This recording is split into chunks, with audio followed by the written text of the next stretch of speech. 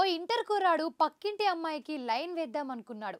సాధారణంగా దీనికోసం అయితే ఎవరైనా ముందుగా అమ్మాయి వెంట పడతారు, ఫ్రెండ్షిప్ చేసుకుంటారు, నెమ్మదిగా ఇంప్రెస్ చేసి తరువాత ప్రపోజ్ చేస్తారు.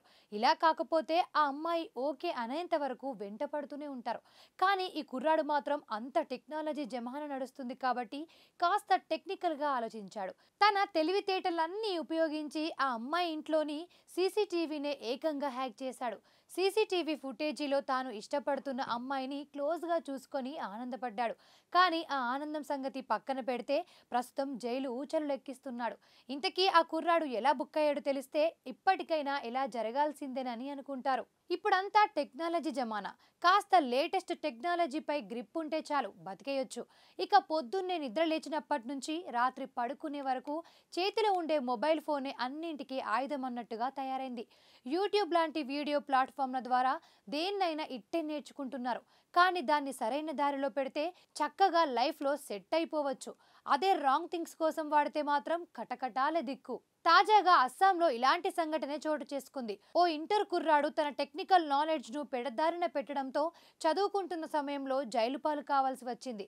శ్రీభూమి జిల్లాకు చెందిన అతడు ఓ ఇంటి భవనానికి సంబంధించిన సీసీటీవీ కెమెరాను హ్యాక్ చేశాడు. ఆ ఇల్లు అతడు ప్రేమిస్తున్న అమ్మాయిది. అయితే ఆ అమ్మాయి వెంట పడుతున్న అతడు ఏకంగా ఆమె ఇంటి సీసీటీవీ కెమెరాలను హ్యాక్ చేసి ఆ సీసీటీవీ ఫుటేజ్ దృశ్యాలను తన మొబైల్కు కనెక్ట్ చేసుకొని చూస్తున్నాడు. ఆమె కదలికలను చూసేవాడు.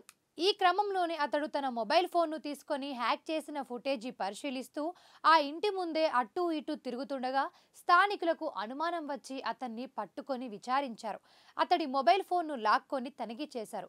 ఇక అతడి మొబైల్ ఫోన్లో సీసీ కెమెరాలకు సంబంధించిన ఫుటేజీలను చూసి వాళ్ళు ఆశ్చర్యపోయారు. ఇదంతా ఏంటని అతన్ని ప్రశ్నించగా సీసీ కెమెరాలను హ్యాక్ చేశానని చెప్పాడు. దీంతో అతడిని పోలీసులకు అప్పగించారు. తాను ప్రేమిస్తున్న అమ్మాయి ఏం చేస్తోందని ఎప్పటికప్పుడు అప్డేట్స్ తెలుసుకునేందుకే తానిలా చేశానని ఆ కుర్రాడు పోలీసులకు తెలిపాడు. అయితే అతడు బిల్డింగ్ కి సంబంధించిన సీసీటీవీలను ఎలా హ్యాక్ చేసి యాక్షన్ తీసుకున్నాడనేది మాత్రం ఇంకా తెలియరాలేదు. దీంతో పోలీసులు అతడిపై కేసు నమోదు చేసి దర్యాప్తు చేపట్టారు. అతడు మైనర్ కాబట్టి జువైనల్ జస్టిస్ యాక్ట్ కింద విచారణ మొదలుపెట్టారు. ప్రస్తుతం ఈ సంఘటన సోషల్ మీడియాలో వైరల్ అవుతోంది.